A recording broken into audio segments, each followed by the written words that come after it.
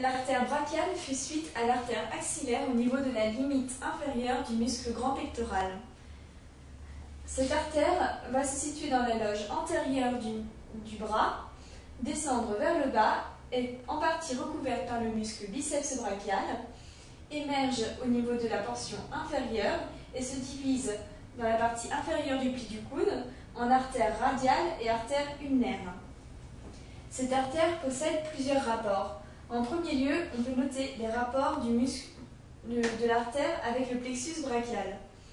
Les trois troncs du plexus brachial donnent des nerfs.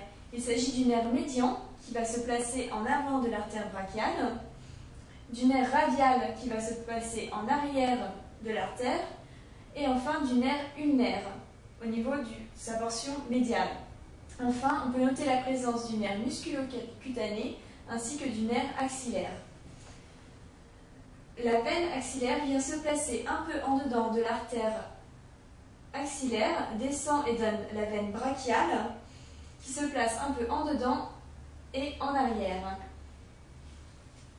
Au niveau du pli du coude, l'artère brachiale donne une collatérale appelée artère brachiale profonde qui va passer en arrière de la partie inférieure de l'humérus et donner les artères récurrentes radiales antérieures et postérieures.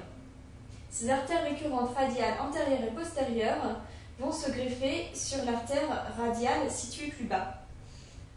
L'artère brachiale se continue donc vers l'avant et reçoit d'autre part les artères récurrentes ulnaires antérieures et postérieures provenant de l'artère ulnaire plus en bas.